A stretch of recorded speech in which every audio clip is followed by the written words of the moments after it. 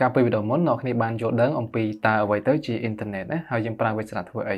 អញ្ចឹងនៅក្នុងចំណុចទី2នៅក្នុងមេរៀនទី1របស់យើងគឺយើងស្គាល់ថាតើអ្វីទៅជា website អញ្ចឹងយើងមករៀននេះគឺយើងរៀនពីការបង្កើត website អញ្ចឹងយើងត្រូវស្គាល់តើអ្វីទៅជា website បាទអញ្ចឹងនៅក្នុងនេះគឺថា website គឺជាបណ្ដុំនៃគេហទំព័រដែលអាចចូលប្រើប្រាស់បានតាមរយៈ browser ដោយប្រើអ៊ីនធឺណិត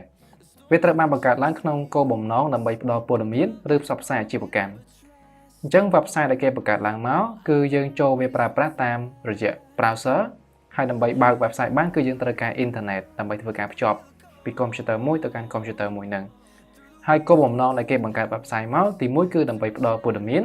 ទី2គឺដើម្បីធ្វើការផ្សព្វផ្សាយអាជីវកម្មបាទអញ្ចឹងនៅពេលដែលគេចង់ធ្វើអាជីវកម្មអីគឺយើងអាចប្រើប្រាស់ website បានអញ្ចឹង website គឺវាមានច្រើនប្រភេទវាមានដូចជា e-commerce website បាទ blog website personal website business website ឬក៏ page website សារព័ត៌មានអញ្ចឹងទី1ប្រភេទ e-commerce ហ្នឹងគឺប្រភេទ website លក់អីវ៉ាន់ blog ប្រភេទ website ផុសជាអត្ថបទវាមាន personal blog គេផុសផ្ទាល់ខ្លួនអញ្ចឹងណាបាទបែបហ្នឹងហើយគឺទាក់ទងជាមួយ website ឥឡូវយើងទៅមើលឧទាហរណ៍ជាក់ស្ដែងនៅលើ browser ទាំងអស់គ្នាបាទអញ្ចឹងហើយគឺលោកគ្រូបានមកដល់ website អញ្ចឹង website នេះគឺយើងបើកវាតាមរយៈ browser ណាយើងបើកតាមរយៈ Chrome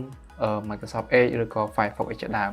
អញ្ចឹង website មានច្រើនប្រភេទដូចជា website អញ្ចឹងយើងប្រើវាសម្រាប់ធ្វើការលក់ទំនិញ online ឬក៏ដូចជា website Amazon website Alibaba ហើយវាមានទៅតាមប្រភេទដូចជា website មួយនេះអញ្ចឹងគឺយើងប្រើវាសម្រាប់ផុសជាអត្ថបទផ្សេងប្រភេទផុសជា blog ណាឬក៏មួយទៀតវាមានប្រភេទជា website សារព័ត៌មានគេផុសជាសារព័ត៌មានផ្សេងគឺយើងអាចបង្កើតបានដូចគ្នាបាទចឹងនៅក្នុងវគ្គសិក្សារបស់យើងនេះយើងនឹងរៀនពីការបង្កើត website ប្រភេទ blog អញ្ចឹងហើយវាស្តីង website សារព័ត៌មានដែរអញ្ចឹងយើងនឹងបង្កើតកន្លែងហ្នឹងណាបាទអូខេអញ្ចឹងសង្ឃឹមថាអ្នកនរយល់ទាក់ទងជាមួយនឹង website យល់ច្បាស់ណាគឺយើងបើកវាតាមរយៈ browser ហើយយើងត្រូវការអ៊ីនធឺណិត